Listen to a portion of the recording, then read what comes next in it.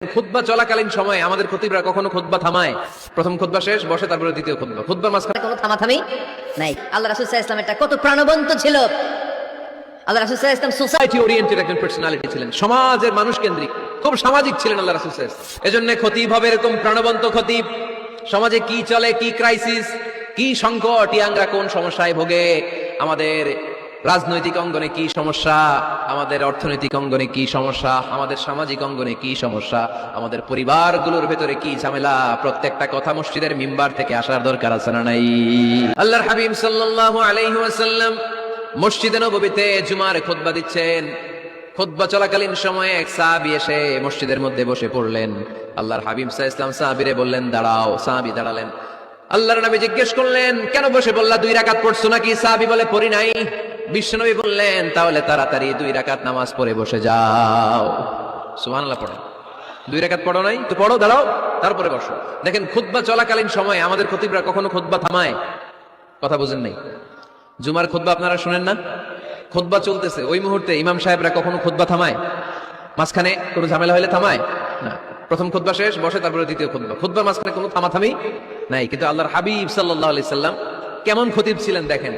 আল্লাহর হাবিব সাল্লাল্লাহু আলাইহি ওয়াসাল্লামের খুতবা দেওয়ার স্টাইল এন্ড অ্যাটিটিউড এবং আমাদের খুতবা দেওয়ার স্টাইল এন্ড অ্যাটিটিউড, আল্লাহ রাসূল সাল্লাল্লাহু আলাইহি ওয়াসাল্লাম এটা কত প্রাণবন্ত ছিল।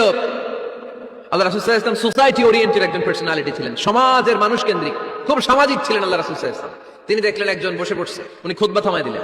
থামাই বললেন, এই নামাজ পড়ছো না? পড়ো, 2 রাকাত পড়ো। আবার খুতবা শুরু করলেন। সুবহানাল্লাহ পড়বেন না?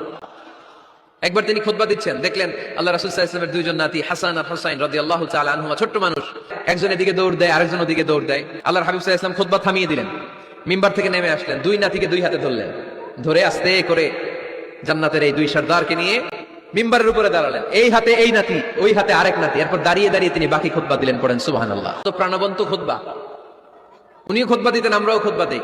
আল্লাহর হাবিব সাল্লাল্লাহু আলাইহি ওয়াসাল্লাম খুতবা দিচ্ছেন। এক সাহাবী এসে বলল, ইয়া রাসূলুল্লাহ, মদিনায় দুর্ভিক্ষ, বৃষ্টি নাই, আপনি বৃষ্টির দোয়া করেন। রাসূল সাল্লাল্লাহু আলাইহি ওয়াসাল্লাম খুতবা থামায় দিলেন, থামায় দিয়ে দোয়া শুরু করলেন। আল্লাহুম্মা আসকিনা গায়সান মুগীসান মারিআন মুরিআন নাফিআন গায়রা দার আজিলান গায়রা আজিল। আল্লাহ, উপকারে বৃষ্টি দেন, যে বৃষ্টিতে আমাদের ফসল জন্মাবে, সবুজ ঘাস লতা পাতা জন্মাবে, আমাদের গবাদি পশুর রিজিক বাড়বে, এরকম উপকারে বৃষ্টি আমাদেরকে দিয়ে মদিনাটারে ধন্য করে দেন।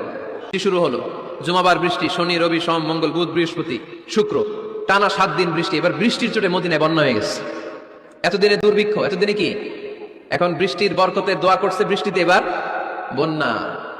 যে সাহাবী বৃষ্টির জন্য দোয়া করতে বলেছিলেন, পরের জুমাবারের খুতবার সময় এসে ওই সাহাবী বলেন, ইয়া রাসূলুল্লাহ, আবার খুতবার মাঝখানে, ইয়া রাসূলুল্লাহ, আর বৃষ্টির দরকার নেই, আর দরকার নেই, এবার বৃষ্টি বন্ধের দোয়া করেন।